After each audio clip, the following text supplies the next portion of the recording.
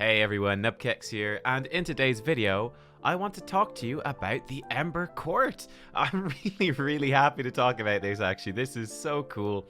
If you guys don't know, every covenant in Shadowlands has a weekly activity that is unique to that covenant, right? So for example, with the Night Fae, they have the Queen's Conservatory, which is a sort of gardening mini game that you can do.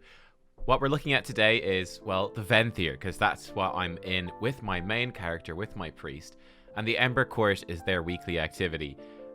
It is so good as well. This is so damn good. Week 1 is very much an introduction, so it's very straightforward. I will walk you through it, though, if you're a little bit nervous about trying it yourself. This is essentially around about a 10-minute scenario, and you only get one single attempt at it per week. That's it. One attempt, you have to do your best. So how does this work? Well, basically the idea of this is that you actually do quite a lot of prep work outside of the scenario. It took me about an hour and a half to get everything done, actually, to get into the scenario. It took a little bit longer than I expected. But what you're essentially doing is you're throwing a big old vampire party and you're trying to impress the specific guests that you invite. So these are key story characters. For example, this week it was some Venthyr dude we brought along, not too famous, but for next week, I'm already preparing for next week, and I've already got invitations for Plague Deviser Marilith, you know, the freaking crazy plague doctor in Maldraxxus who thinks you're his apprentice. Yeah, he's coming to my party and he's bringing a bunch of slimes. We're gonna have a great time. It's gonna be awesome. I'm also gonna bring Clea, and Pelagos are coming next week as well. I'm having 2 different guests next, well, kind of 3, because Clea and Pelagos are coming together. I'm sure they're gonna get on with Plague Deviser and Marilith just really well. They're gonna have a great time. But yeah, you bring these guests in and you have to try to impress them, throw a really good party. And each one of those guests is going to have different things that they like. So for example, the sort of featured atmosphere for week 1 with only 1 guest, it was just all about casual versus formal. So very straightforward. The way this is going to get more complicated is obviously next week I'm going to have 2 guests. You can then later upgrade that to 3 guests, and then even having 4 different guests, okay? 4 different guests that you have to go around in the Shadowlands. You got to do a little quest for them. You have to talk to them and invite them to your party and get them to invite your invitation, and then they will be available to show up. And this is where I think that's where it's going to get kind of crazy, is when you've got 4 guests with all their different needs. They could even have kind of competing needs, and you have to try sort of balance that out, try to make everyone as happy as possible, even when they want different things, and when you have to do a lot of different events around the party to try to do that.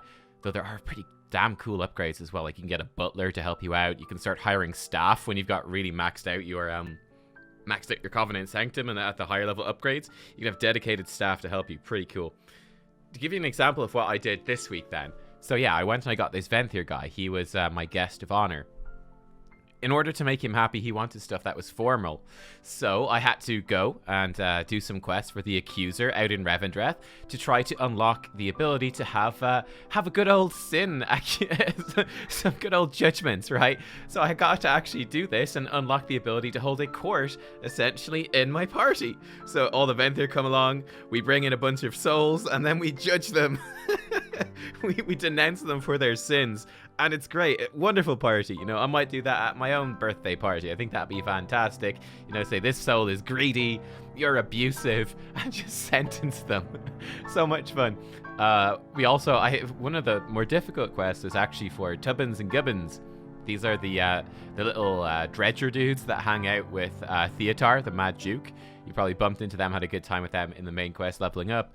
Well, for them, I got them to make me some really good quality tea, but they sent me off to Ardenweald, and I had to go through, the Mist of Tyrna Scythe, real life scenario. Well, it's not a scenario, it's just open world Mist of Tyrna Scythe, where there's loads of elites, so I had to go in and kill the elites. It was pretty tough, actually, to eventually make a mushroom happy and send me off. I was able then to get some special water, where you needed this magic Ardenweald water to make the best tea. And then in the in the actual Ember Court event, I could then grab the teapot, and you have a timer where the tea is still hot enough, and you can go around and make sure that everyone is drinking tea. because tea is wonderful. So I'm from Ireland. We love a cup of tea.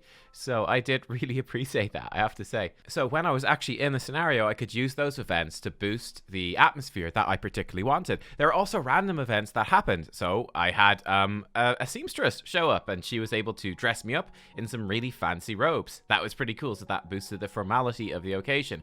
I also had this big giant dude show up, and he could throw me up in the air. I could float down Mary Poppins style and grab some anima that was floating. I didn't actually manage to finish that properly. That got a little bit too, that I didn't quite have the time, but that was another thing that could make just everyone happy regardless of their particular likes. So you could prioritize those sort of events that are going to make just everyone happy, just generally happy. That could be a good way to get the best rewards from guests that might actually have differing opinions on what is good and what is not. So that's definitely a cool thing to do.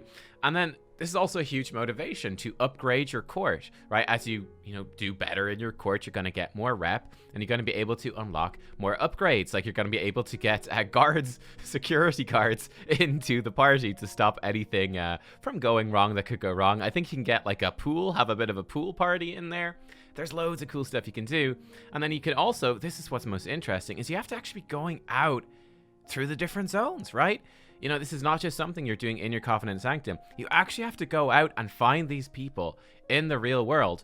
Like, I think to get, different kinds of drinks at the party, I have to go and find some guy in Bastion and then do some stuff for him so that he'll like me and that he'll start coming along to these parties, and I can ask him to provide the refreshments if I want, different bonuses compared to the Tubbins and Gubbins tea.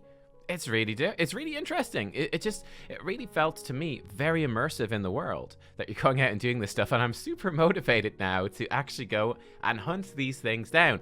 In fact, I even had a world quest.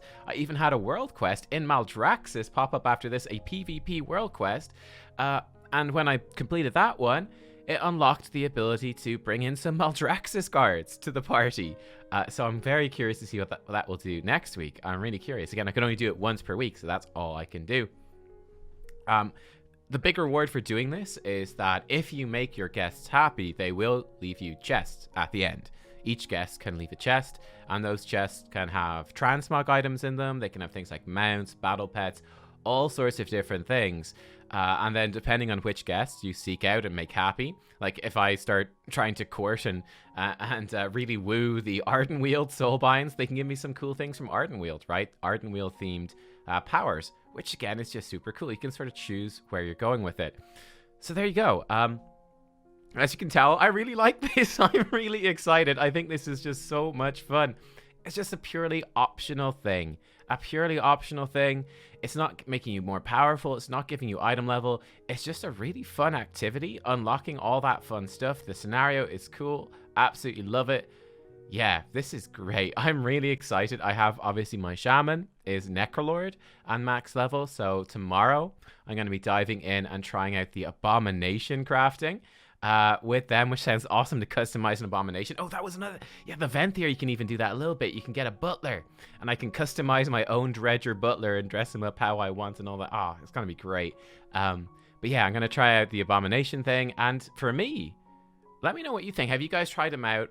How have you guys found these? Because for me, genuinely, this sort of event is just so much fun. This, for me, is a really big motivation to actually level up other characters, get a character in every single Covenant, so I can go and I can, and it's no pressure. I don't have to do this every week. I can miss a week and it's chill, no big deal.